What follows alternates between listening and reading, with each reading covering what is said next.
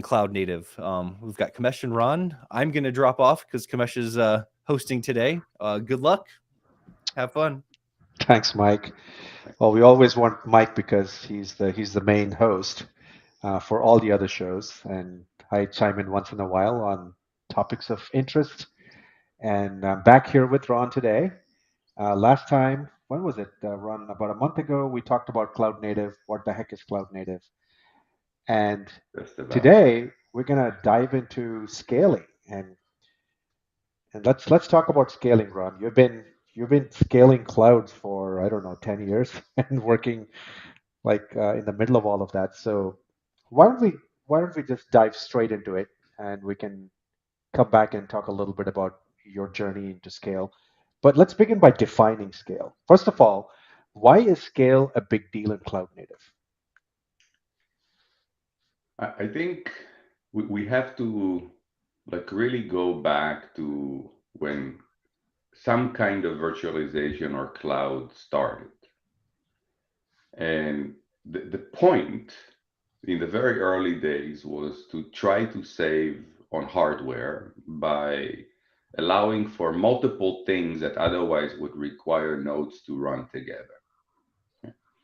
Now, over time, the main purpose for going cloud native was to add new capabilities, including the need to be much more agile in how you get from development to production, which also meant that you have a lot of reuse of capabilities. And in order Hmm. to then further enhance that, obviously, you would like to try to take the least amount of necessary hardware that you have at that point in time.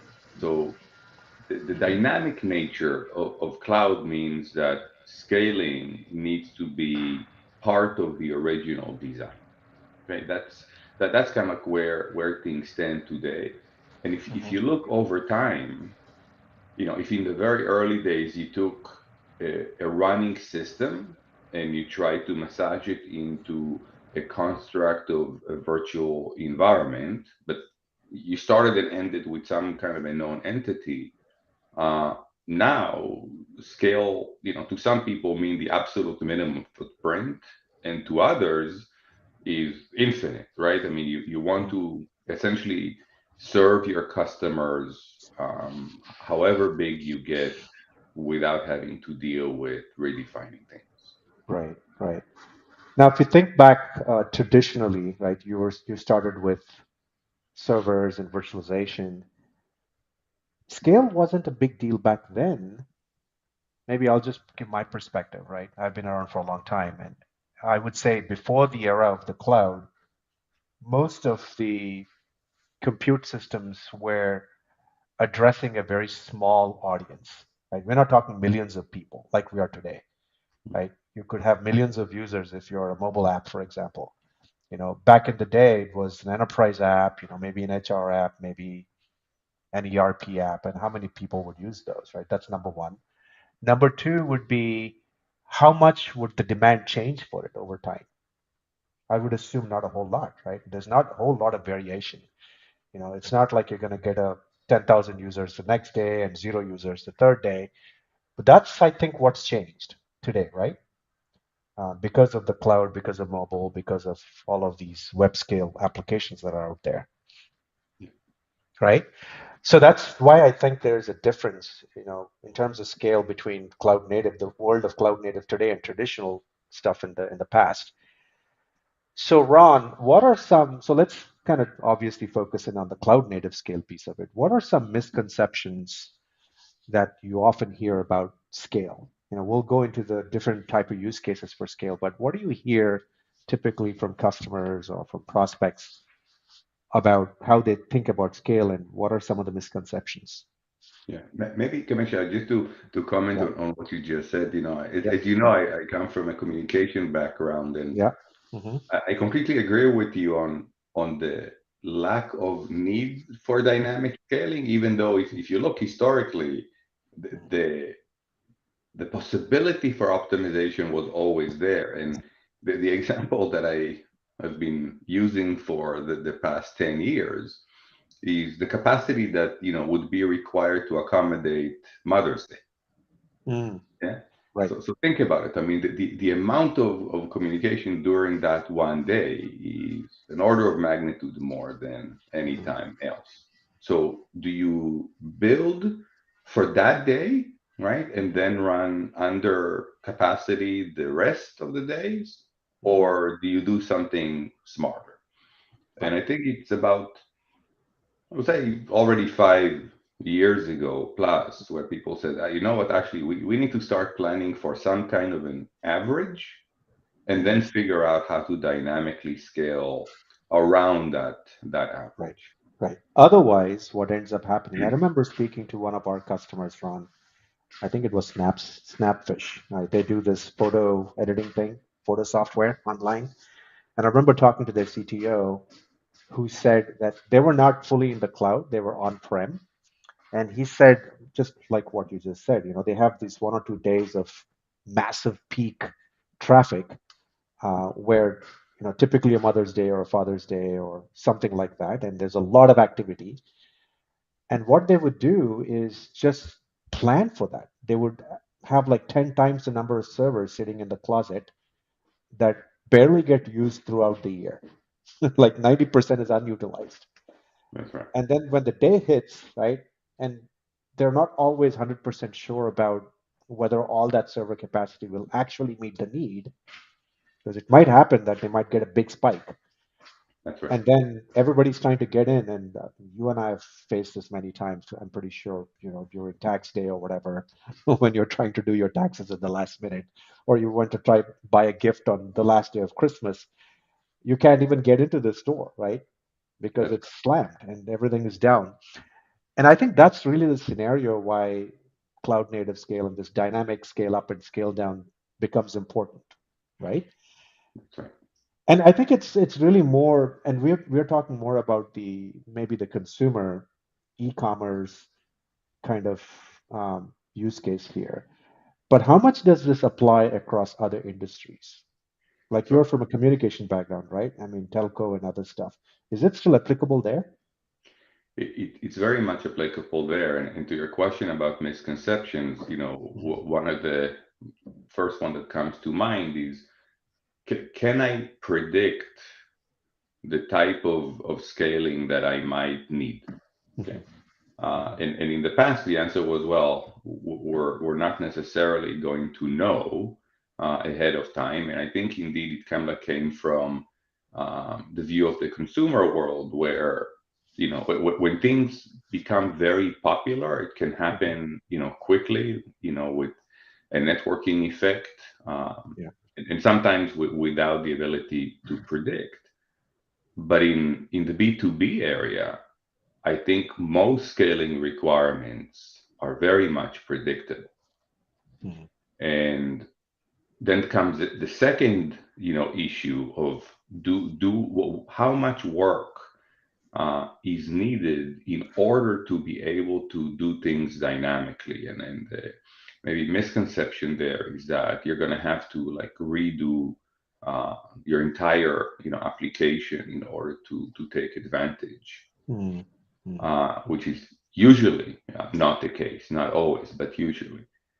And then once you cross that hurdle, the question is, okay, so what type of scaling, might be needed, and with that, what may or may not be the quote unquote easy or hard way Mhm.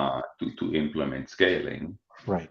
And as you know very well, when you start talking about a non-monolithic cloud, right? When you start looking at edges, yeah, Mhm. Mhm. then this problem becomes a lot harder to evaluate, just because you don't really have the ability, at least it wouldn't make financial sense to install as much hardware as you may ever want or need Yeah. in every one of the locations, right? Right. So Right. if if let's say 5, 6, 8 years ago, right, when public cloud started becoming a thing. Yeah, I mean, the benefit was that you have very, very few places where you run a lot of workloads. Okay, and this agility gives a huge benefit to the user. But as we see the move back, right, to different types of premises, edges, private locations, colos, etc., something that started for many reasons. Uh, you start looking again at how to best deal with a distributed system. And when you deal with a distributed system, you need to take into account different types of scale. Right, right. Now that's a great segue into the next question that I have. Take that same example we just talked about earlier, right? You have this spike, holiday spike, and this company that I was speaking to kind of addressed that by having the spare capacity, right? They bought all these servers, they did the capital investment on that, and they kept them in the closet. And they said, okay, I'm going to use it when the spike comes, and I'll handle the demand that way. That's one way of handling that problem. The other problem, obviously, other way, obviously, is to say, you know what, I don't need to go buy all of this stuff and keep it there. I'll just go to the public cloud and quote unquote burst into the public cloud when that happens. Now, I've heard about this cloud bursting use case for years. What, in your experience, is that real? Do people do that? It seems to me like it's more of an issue with the application being able to burst and the data, the ability to have data at the right place at the right time in order to actually put it off. What are your thoughts on that? This is a scaling question too, because you're scaling in a public cloud during the peak time. How do people actually handle it? Well, I mean, it is real, but I would say still not very common. Okay. And that's because for most people, there is a significant difference between the stack they're using on premise and the stack they might be using in public cloud. So outside of the complexity of how to deal with identifying the need to burst, Mm-hmm. and then traffic management and load balancing between your different assets, you have to deal with the fact that, well, now you have like this exception case, okay, or on either side where you need to get your software to deal with a different stack. You need to get your SRE team to deal with a different stack. And Mm. if indeed it's an exception, they're not going to have a lot of practice Mm. in dealing with that, and that's scary, Right, yeah, right, because right. you're using it for kind of like the most important day of the year, Mm-hmm. and you're not confident Yeah. that it's going to work for you in that most important day of the year. So what do you do then? Do you just go all the way into the public cloud in that situation? Well, I think that the more common thing that indeed happens then that you pick a side, yeah, and you either Mm-hmm. say, well, I need this type of dynamic behavior, Mm-hmm. so I'll go all the way to the public cloud, and yes, it will be more expensive on the day to day, but will give Mm-hmm. me a solution for Yeah. the extreme case. Or as you described, you just over provision on Yep. the other side, Mm-hmm. and again, you pay more upfront, but you live in the safety that your team will know what to do in Right. the extreme case. Yeah. I wonder from a cost standpoint, and I bring this up specifically because we are in the middle of, pretty tough economic times, right? We're starting to see that this year was pretty tough. We're seeing economic headwinds. People are starting to be more cost conscious and so on. Those two scenarios we just talked about, one is over provision and stay on prem and kind of deal with that peak capacity when the need happens. That's one case. The other case is, you know what? I'm all in on public cloud. What is your, I know we probably need some kind of cost modeling and stuff. One is necessarily more expensive than the other, right?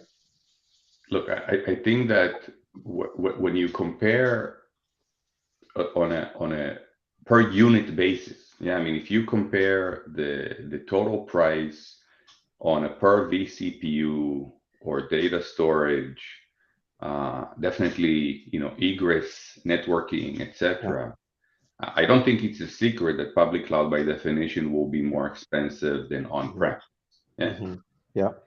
And it kind of makes sense, right? I mean, you get Yeah. a service together with the equipment. So it's not exactly comparing apples to apples. It's also renting, right? It's famously somebody said, public cloud is you're basically renting. It's somebody else's computer you're using, not your Exactly. own, right? Exactly. Yeah. So Yeah.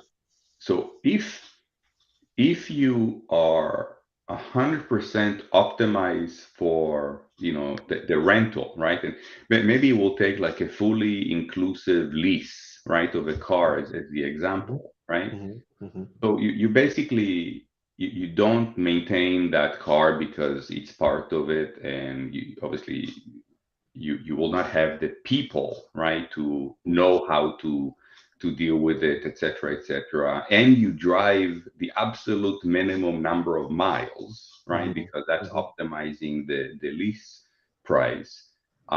Then you can get a financial benefit. Yeah. Hmm. The problem in most cases is that you can't really do any of these things when it comes to cloud. Your software is not 100% optimized. You do need people to deal with the environments because you have software running there, so they need to understand the capabilities underneath. Um, and you increase the workloads all the time, and in most cases, by far, faster than what you planned. Hmm. And then you Because it's find out, easier. It's wait a easier to scale, basically, right? You can just add minute, more servers at a click of a button. that's right. Yeah. Yeah. So, what if you had kind of like the correct level of insight to go and say, okay, I will predict more accurately Hmm. both how far down I can scale each and every workload, Hmm. understand the average, then understand the burstiness. Hmm. And for sure, if you were able to burst, but on the same technology stack, Hmm. then you can get to the true optimum. Right. Yeah. Right. That doesn't happen yet, very often. We went through many years of, growth being the only thing that matters. Yeah. Hmm. So going faster, bigger, spend doesn't matter. Let's just get more capacity was a driving force. So now with the new economy, I think many started to look at it and say, well, wait a minute. I mean, can I not shrink down where appropriate? Can I not Hmm. optimize, some technology choices Yeah. in order to save on cost? Right. And that kind of like brings back this topic of, where what workload should run. Yeah. Yeah. Yeah. And it is important to know that I mean, we usually when we talk about scale, we talk about a particular workload, but there's an Hmm. interplay that usually exists between workloads. And that's, Hmm. I think, where many miss the point, right? They look at isolation at every workload and say, okay, what would that need? But there could be complementary workloads, things that run at higher scale during the day and then don't have enough traffic, a lot of traffic during the night, and vice versa. And Hmm. just as a simple example, think of an organization that runs backups. Yeah. I Yeah. mean, nobody would run, well, shouldn't really run the backups during the day, but during the night when users don't really interface the system, you would have um, a bunch of servers really doing nothing. Hmm. They can nicely deal with backing up and indexing and things of that sort. Yeah. Yeah. Now that brings up the question of the different types of scale, right? So we're primarily been talking about, I believe, compute, scaling the compute. Sure. Now, backup is a good example, databases and storage. So there's also data scale, right? And Yeah. that's a whole different domain. And what are your thoughts on how people are addressing scaling data, not just compute? Well, I mean, I guess it became very fashionable to save any piece of data that you might generate because we will figure out what to do with the data later. Now, when you scale data, the question of like where would you use it, I think is kind of important because if you follow compute from the early days, yeah, I mean, at the end of the day, you want the user of the data, the CPU that uses the data, to be as close as possible to where the data is generated. Right. Especially Yeah. if latency is an issue, right? When latency is an issue, it's Yeah. mandatory. Yes. But Correct. regardless, why, it will never be efficient to ship data around back and forth. That's right. Yeah. Totally. Bandwidth. Yeah. Um, Bandwidth costs, right? Bandwidth costs, right? Yeah. Yeah.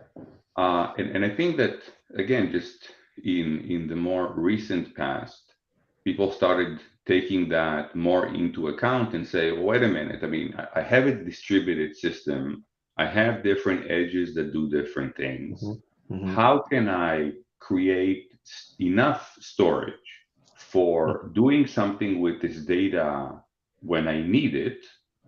Then if I need to back it up or if I needed to join like a bigger pool for when I want to do more global operations, I will ship it somewhere, but Right. not Right. with the intent of taking it out, but with the intent of doing something with it later on. Yeah. And as you start looking at, data scaling, then look all three areas of computing, right? CPU, storage, and networking, usually have some kind of an interplay. That's Yeah. right. And if you think Yeah. back to the early days, yeah, Yeah. I mean, we went back and forth between centralized and distributed at least 4 times in my lifetime, right? Right. Right. Yeah. So the end of the day, where compute is present, Yeah. it gets used.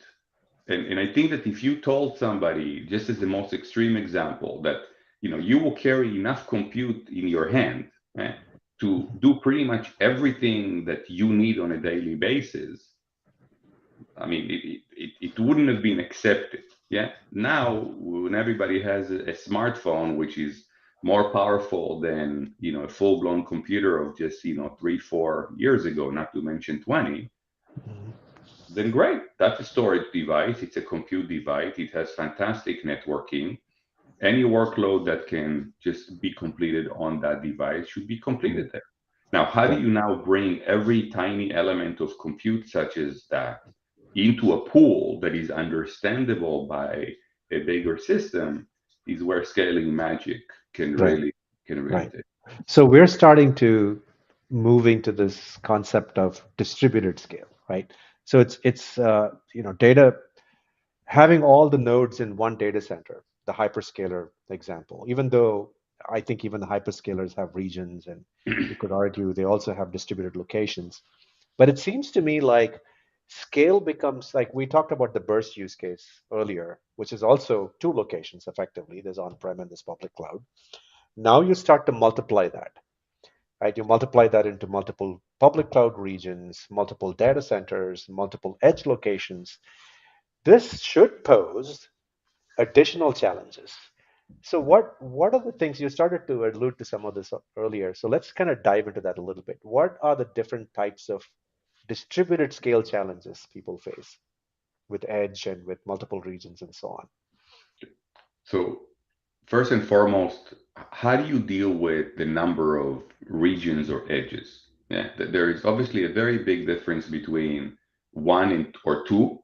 Yeah, so East Yeah, Coast, West Coast, yeah, and let's say 2,000, 10,000, even 100,000 locations. And if you think of um,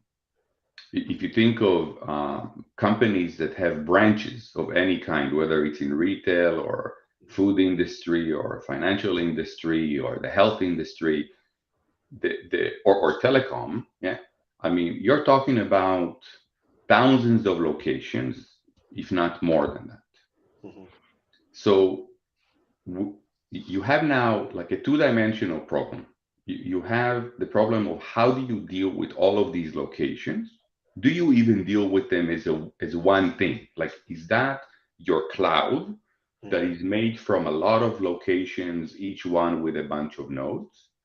Mhm. Then you look at each one of these locations, and you might have a very busy site and a very light site. So now you have a scaling question of how do you scale within each of these sites, and how urgent it might be to bring compute to that particular site as opposed to bursting within the complete infrastructure. Yeah? Mhm. Because Mhm. when you think of edge, there is a little bit of the physical world that comes back, where if you need a Right. server, Yeah. okay, then you need to send somebody with the server. Yeah. So that adds obviously cost. And there's something to be said of, like, do I over provision every location? So upfront cost being a little bit higher, Mm. or do installation as you go, which means the truck rolls are a little bit more expensive. Can my management system deal with workloads spilling over between locations that are close to each other or close enough to each other? Yeah. Mm.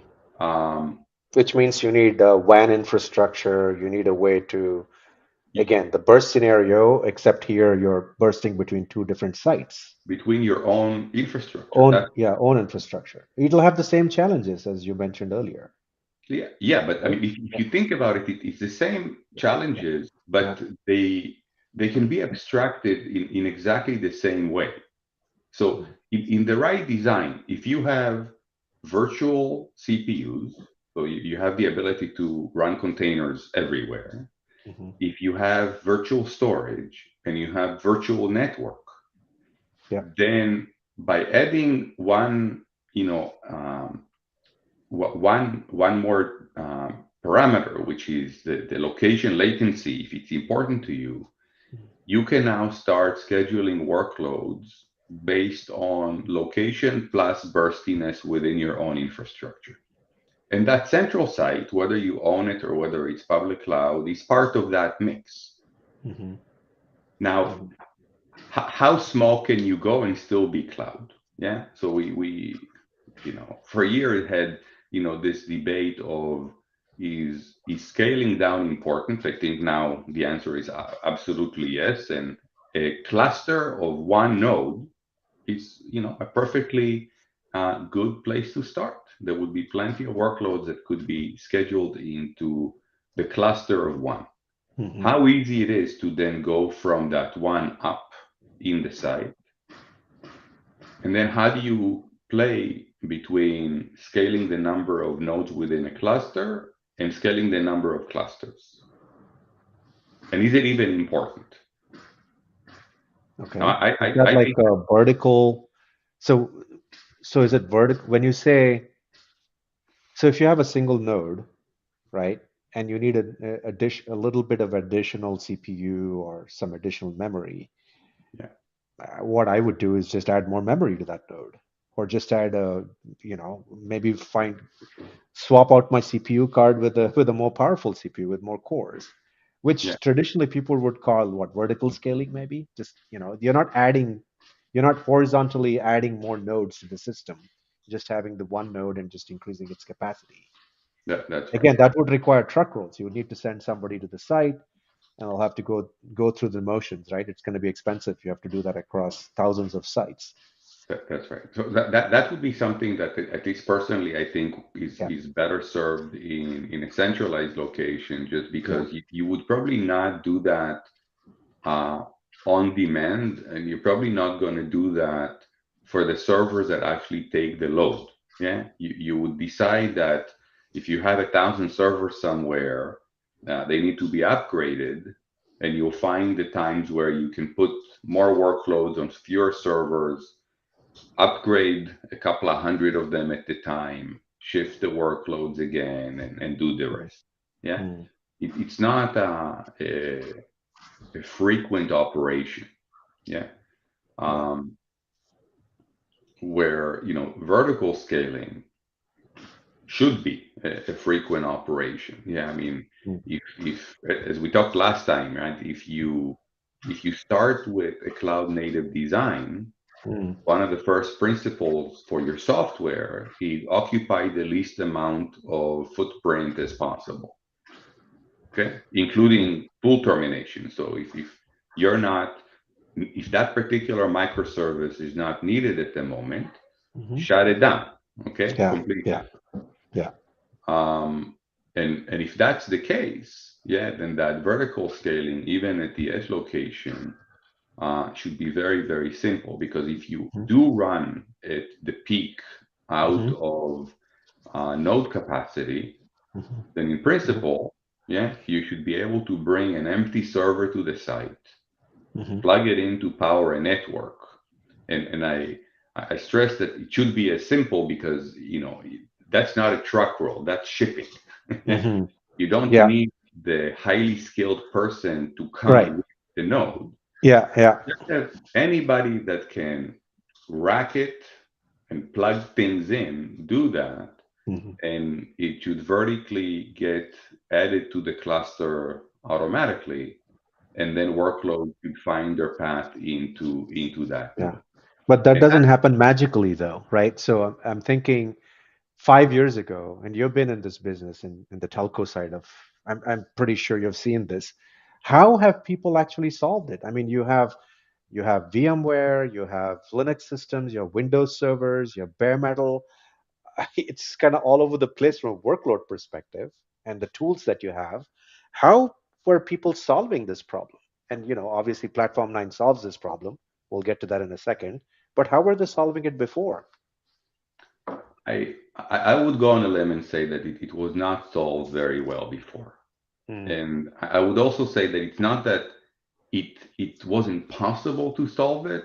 I think that the need to solve it was just not strong enough mm, to bring the necessary tools and investment in these tools to solve it.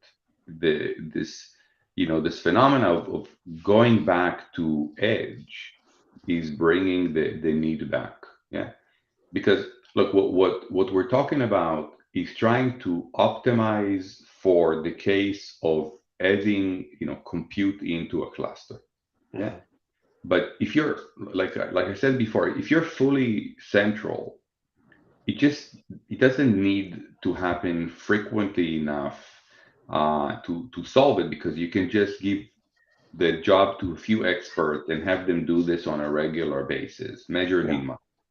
Mm, Now that we're going back to edges, now that we're going to back to on-premise of some sort, mm, um, it created a new need.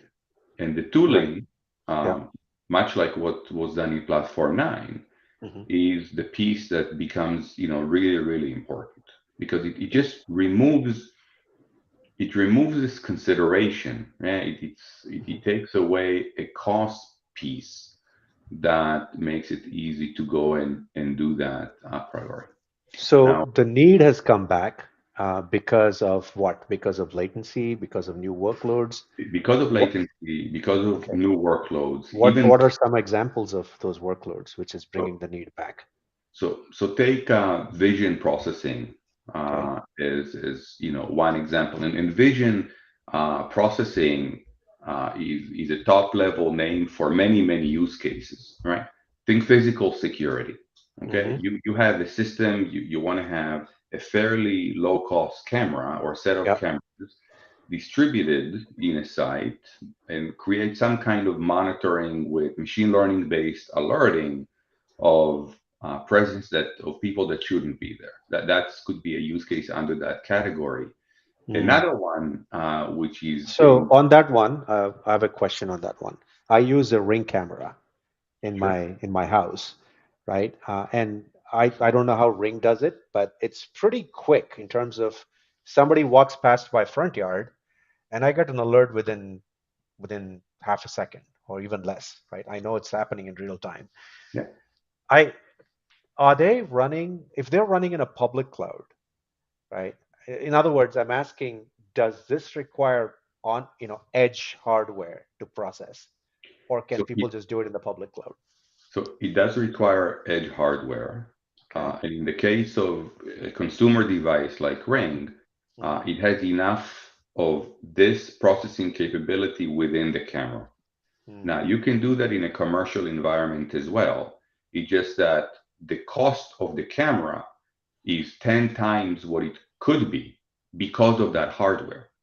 So when you have one, then you make the decision to invest in 100+ camera instead of a $10 to $15 camera, okay, for the same video quality, just because of the processing.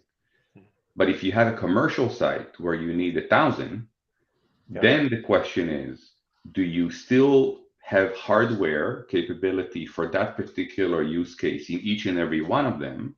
Or do you bring the raw stream into a server that can essentially do this type of detection with for all 1,000 cameras? And the server should be nearby, obviously. It And has the server to be. should be nearby. Yeah. Okay. So you can see that, I mean, you have the number of devices, the compute, and the proximity.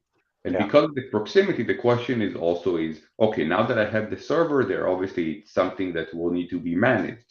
So that at the cost. Yes. So you need to take all of these things into account and say, okay, this is the optimum for this particular scenario.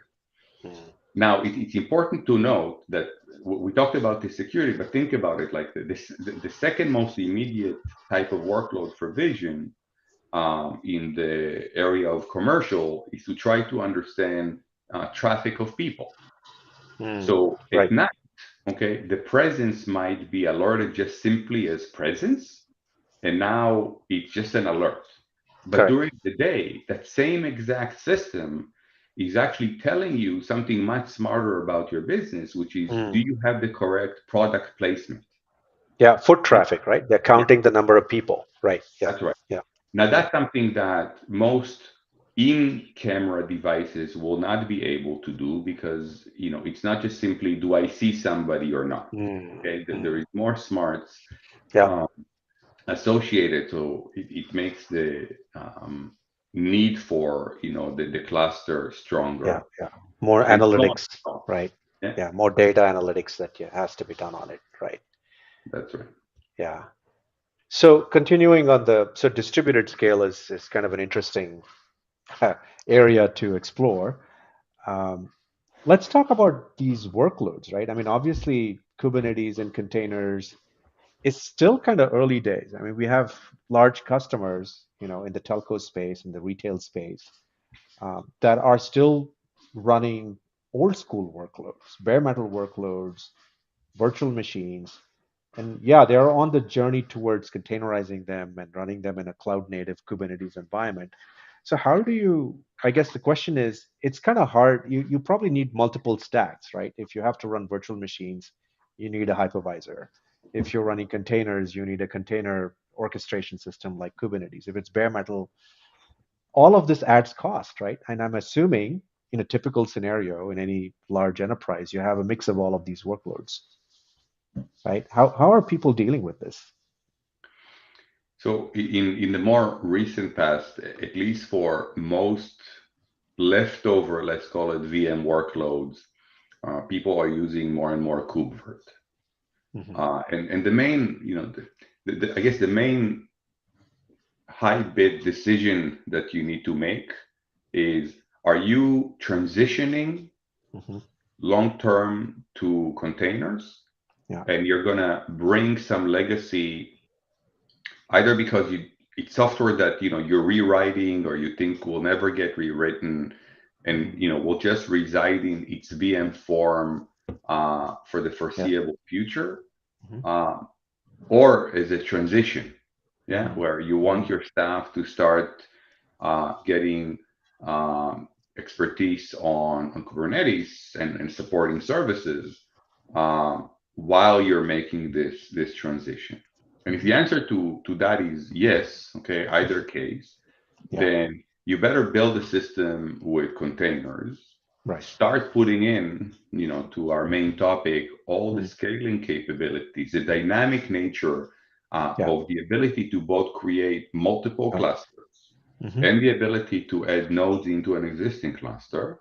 and run VMs using KubeVirt, Mm. making the interface to the system just one interface. Right. Single I know API. I'm basically Yeah. telling you to avoid the scenario that you raises the Yeah. question, Yeah. Yeah. but I think that is really the better way to go. I mean, Mm. if you Mm. simply add another stack, okay, Mm-hmm. uh, at least long term, right, without trying to start migrating your workloads from the old to the new, I Right. think that the costs that you will, encounter over time Right. will not make your business case very positive. So effectively, what I'm hearing then is you make Kubernetes as your underlay, a single kind of fabric, right? Which will do all of your orchestration. And then on top, you can run containers, you can run virtual machines, and even bare metal provisioning.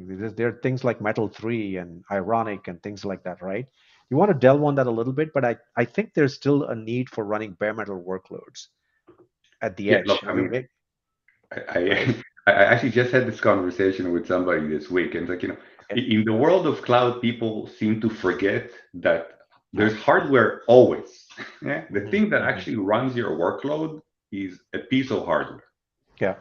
So bare metal provisioning into something that Hmm. your team then uses for the workloads, I think is a must.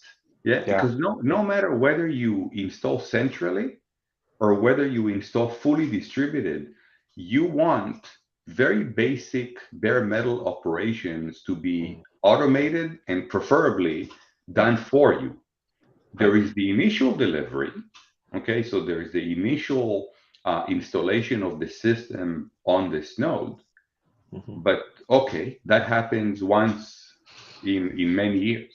Yeah. But then there are upgrades. I Mm. mean, all the capabilities on top of the bare metal Mm. needs constant maintenance and upgrades Mm. because of features, because of security patching, etc., etc. Mm. That is a bare metal operation. That Right. needs to be part of the system, Yeah. and not something that the operator should think about and have the expertise in doing on a Yeah. regular basis. Yeah. In our retail example, I was saying earlier, one of our largest food retailer client they have about 2,000 or 3,000 stores. And like you said, Ron, bare metal provisioning from scratch is a very, very important requirement for them. Because when they ship a server to the store, you don't necessarily have to send a person, That's a right. technical person. So you avoid the truck roll cost. So whoever is at the store, all they need to know is plug in the server, connect the network, right? That's right. And then the server basically calls home and does the rest of the magic, provisioning of the bare metal server, installing the operating system, and whatever stack is required on top, and the workload, everything, right? That's right. From the bare metal up. And that's a very powerful thing. And one of our customers is obviously leveraging that and are able to scale across thousands of locations. And they are, and video surveillance example you gave earlier is one of the use cases that they have. They have other stuff like point of sale. This is retail, but you could easily translate that to a telco situation where they're running NFV workloads or they're doing network acceleration or what have you. So I think we're getting to the time here. Yeah, we're about 45 minutes in. Great conversation. I always enjoy talking to you, Ron. Same here. Always some very interesting insights. I want to kind of close with maybe one or two topics, just delving down into the container world, right? There is obviously Kubernetes, but in the last 3 or 4 years, especially when you talk about edge and IoT, there is this smaller version, the small footprint K3s that came about, right? And in your blog, you write about why that is not necessarily a better solution for the edge. Would you care to explain what do you mean by that? I think K3s has become quite popular, especially the edge. Mhm. What is missing? So at the very least, I think that the different types of monitoring or observability in general Mhm. is missing. And I would argue, like I wrote, that in Yeah. most cases, it's something that is added.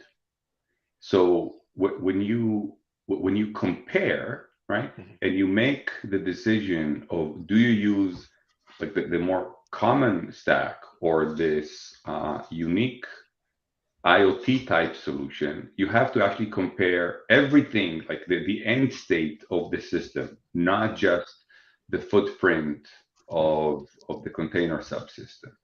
And when you start adding like the very, very bare minimum items, okay, Prometheus, Grafana, etc., then you find that the delta is barely noticeable.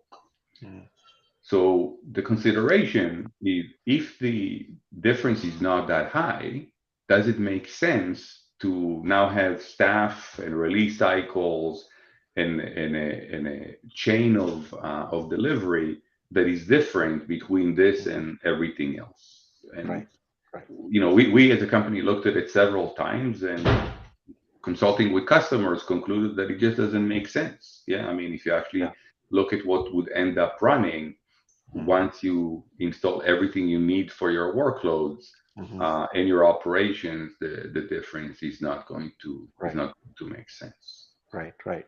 Monitoring, obviously, troubleshooting, ability to run multiple workloads on a single platform, security, single That's, management plane to manage all of these things from a central location. All of these things add up in terms of the ease of management, reduction of cost overall, that's right.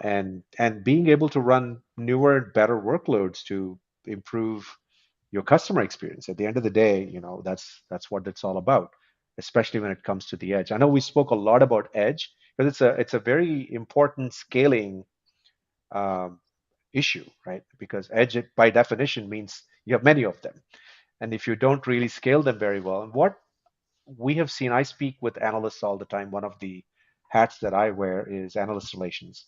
So I speak with the Forresters, the 451s, and the Gartners of the world.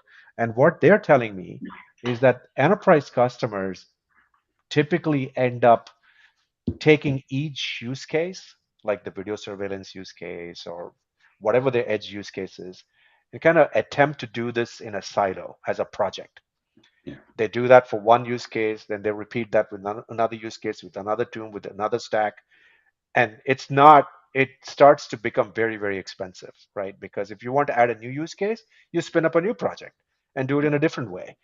And there you're not really getting the benefit of having a standardized platform, right? Do you see that too, Ron? Yeah, I see that as well, Yeah, and I yeah. think it's just a maturity question. It's like with every industry, right? You start with the new shiny thing. Hmm. So you have one, so you want to Yep, try to put it into production fairly quickly.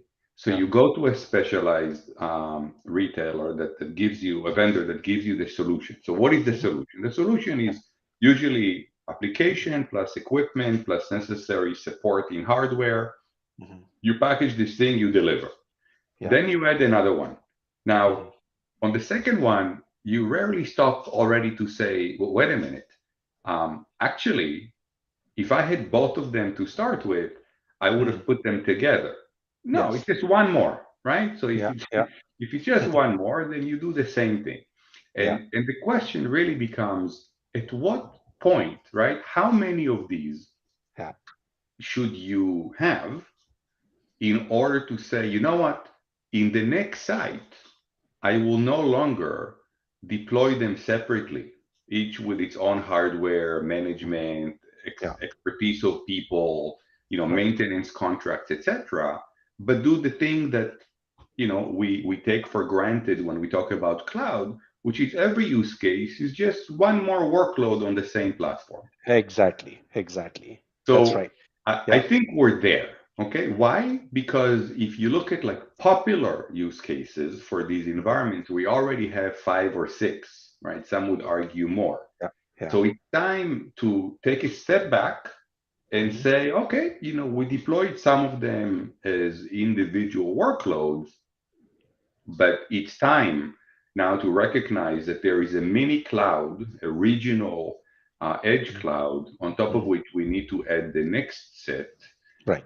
And as we renew technologies, like you do all the time, start pulling those use cases into a single platform. Right. Right. And I think it's very common in every industry to kind of like go through that cycle. Mm-hmm. The tricky part is to identify when is this optimal time to go and say, I need one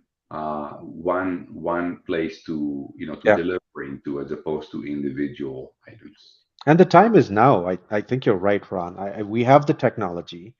The platforms are coming into place, and Platform9, of course, is a player in this space. And I think more importantly, doing it that siloed way, one use case at a time, adds a lot of cost. That's right. And as we discussed earlier, the economy and the headwinds should at least have people pause and think back and say, hey, you know what? Let's see if there's a better way to do it and a more cost efficient way to do this. And a platform approach is probably the right way to do it. Awesome. I think we are kind of at time here. Mike should be back. There he is. I'm back. It's Yeah, time to talk there about you are. KubeCon. Huh? Let's talk That's about what we're getting excited KubeCon. about next week.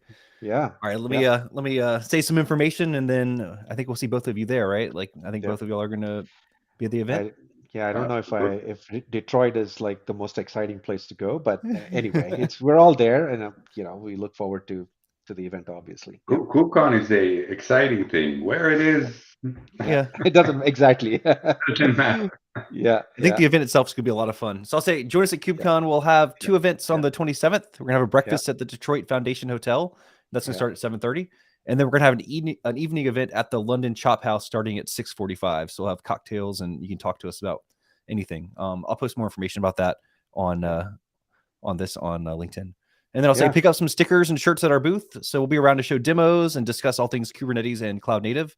We can show you how to use Argo CD, CAPI, and Arlon to deploy a cluster and the applications that run on top of it. Makes things really easy. I think that's the next step in scale, or creating clusters and scaling things out and making things super easy for developers. So meet us at the booth, and we'll talk about all kinds of stuff. And I'll hopefully be there scale. on. Yeah, obviously I'll we'll hopefully talk be there on prem with cameras and video too. So maybe you'll be on our live thing if we can get a good connection with 5G. You got anything else to wrap up, Kamesh or Ron? No, I think this is a great conversation as always. This is a very interesting topic to me. I think we're entering the next era of distributed compute. It's like Ron was saying, that the pendulum keeps swinging back and forth. We had mainframes, which was all centralized. Then it was all mini computers, which was all distributed. Then we went back to public cloud. Now we're going back to distributed edge. So it's like, we've seen enough of those cycles. So we're entering this next era, and we should all be prepared for it. We have solutions, and would love to speak with whoever comes by the booth and have more conversations there. Yes, so definitely stop by and see us. It's been a while since I've seen anybody in person, so it'll be great to be there and meet a lot of people in the community. Yeah, all awesome. Right. That's right. Well, thank you for the conversation. It was great. Thanks for having Kamesh and Ron on. Yep. See you at